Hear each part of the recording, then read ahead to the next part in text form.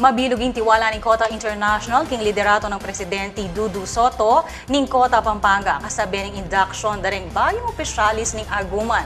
Positibo ay Soto na agampanan na ang obligasyon bilang pamuntok ning meto nga International Service Organization ang manimuna kareng serbisyong pangkomunidad karing kababaynan kayanakan partikular ding mamagkasakit makaramdam. Ay ning report ng Patricia Mamangon.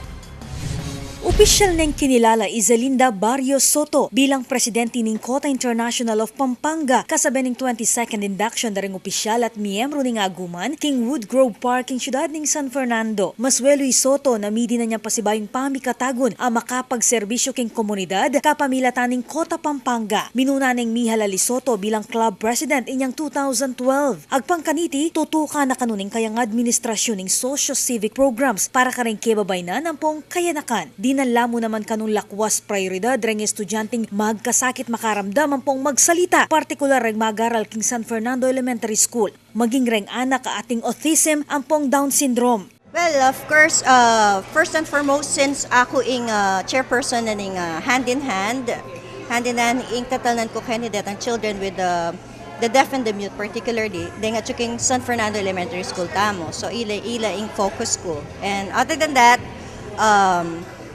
nung na naman yung kailangan na rin tao, kaya kami, Kota is always ready. So, ako, panaking i-adjust itang programa kong ita. It's a flexible one. Kilala la rin Kotarians king pamagserbisyo kareng disadvantaged women, pamamia donasyon kareng SPED class o special education, feeding program at aliwapa. Inya positibo Soto na alaganasan la rin proyekto kapamilatan ng aktibong pamakiadwangan na rin kapwa Kotarians. Kana akong ka-members, I encourage them to continue supporting the club, especially QI of Pampanga, since bala mo manikwa kami kasing funds from the international. And I want them to feel na ding mamiya kaya katamong sawop.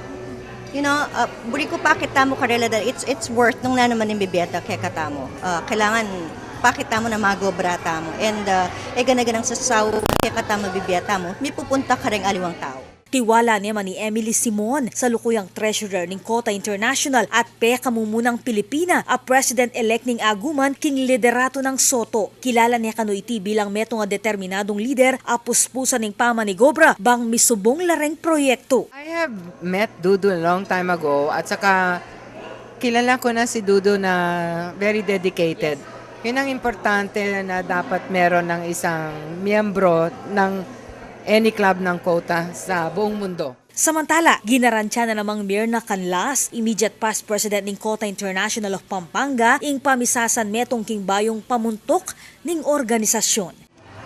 Masaya kasi marakal tamo sopan kareng kababayan tamong pakakalulu, kaya south dareng kaya katamong membro at officers, kaya katamong club.